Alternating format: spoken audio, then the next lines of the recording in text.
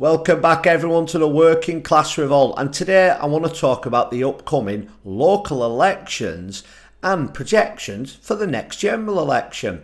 And I want to specifically talk about the Midlands and the north of England, because polling has come out showing that Reform UK, although it may have had some troubles, is still polling first place not only in the local elections, which some people, let's be honest, say is a protest vote, but also if there was a general election tomorrow. So first of all, take a look at this graph of intentions for polling at the local elections. You will see Reform UK are pulling well ahead on 29% of the vote.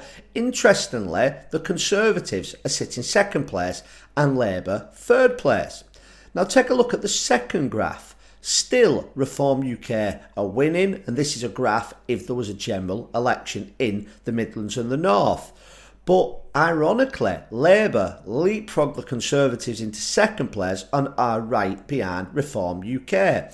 Now that is because sometimes you do get protest votes in local elections, but for Reform UK to still be finishing first place at the general election shows that this isn't just simply a protest vote. This is people are fed up with the Labour Party in the North. They've never liked the Conservatives, let's be honest, and in the Midlands that also seems to be going Reform UK's way. So what will a victory for Reform UK look like in a couple of weeks' time?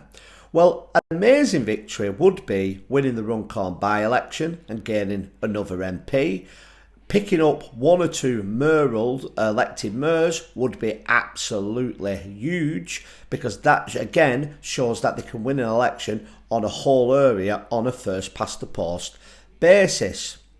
But also winning the biggest number of council seats and winning the biggest share of the vote. Now I actually think winning the biggest share of the vote is just as important as winning the by-election and the mayors, with how many councillors you win, and I said this as a councillor, not being quite as important. And the reason for that is that a lot of people voting for your councillors are actually voting for the local issues that surround them, not necessarily even council services. Literally an area of 10,000 people, what's going on in that area. Now Reform UK candidates will not have the history that the sitting councillors do. So the sitting councillors will be working with the community groups, the churches, etc, the kids football clubs, where a Reform candidate coming along will be mainly talking about national issues, but I still think they're going to pick up hundreds and hundreds of councillors. But when it comes to the mayoral election and when it comes to the by-election, then that is what you're going to see the national issues about. The mayoral elections will be kind of a gateway to see how Reform UK will do at the next general election. And let's be honest, it's actually astonishing that a party that got around 14% of the vote have doubled the vote in just 8 or 9 months' time. And I really think this is showing a swing from the big two parties, the establishment, that no matter which one of them's in power, absolutely nothing changes. And we know why that is, because let's be honest, the same people fund and are in charge of these parties. The majority of prime ministers that we've had cannot make decisions. They're told exactly what to do. The last prime minister we had who tried to do something different was Liz Truss, and she was accused of breaking the whole banking system of the world by trying to implement exactly what she'd said when she got voted in by members. Now the thing with Nigel Farage, he may not be everybody's cup of tea. The left wing sure don't like him, and it seems people more on to the right than centre right also don't like Farage. But one thing I don't think Nigel Farage can be accused of is being an establishment figure. They hate him, the media hate him, and now what you're seeing is the old racist card being ramped up once again because they can see that Reform UK are winning. And look at Reform UK and some of its candidates it's got. It's had some criticism from the right saying that some of the candidates are too left-wing. But let's be honest, when you look out at society, there is people of all different views.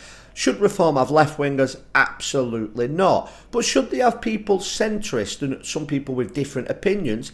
Absolutely. every area that Reform UK are standing in have different views. They have different problems in their everyday life. So having a diverse party, and when I say diverse, I don't mean religion, skin colour, anything like that. I mean people with different backgrounds, to me, can only be a good thing, as long as Reform UK stick to its core. And its core is controlling legal immigration, having a net zero policy on it, so there's no more coming in than what's going out. They've got to stick to stopping illegal people coming over, and those that do come over, they need to deport them straight away. And then the big question comes about mass deportation. Now, I think Nigel Farage explained what he was trying to say wrong.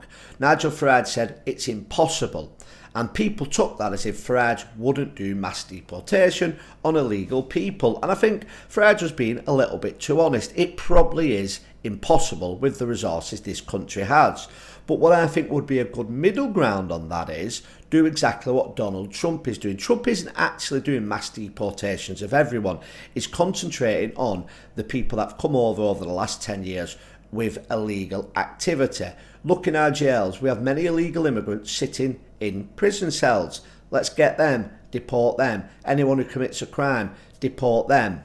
And slowly work your way through that way, at the same time as stopping anybody new coming over. Now the big question is, how do you do it? Well, look again at America. The very strong language by Donald Trump alone near enough cut illegal immigration by 100%. But let me know what you think about Reform UK and its chances of winning at the local elections, the by-election in Runcorn, and the mayoral elections that it'll be fighting. And do you think this is a pivotal moment for Reform UK, and by doing well here, getting over the negative news that they've had recently, it can lead them to a good general election, and the Welsh and Scottish elections next year, let's not forget about them. But it all starts here for Reform UK. Thank you all for watching. Please like, share and subscribe, and I'll see you on the next video.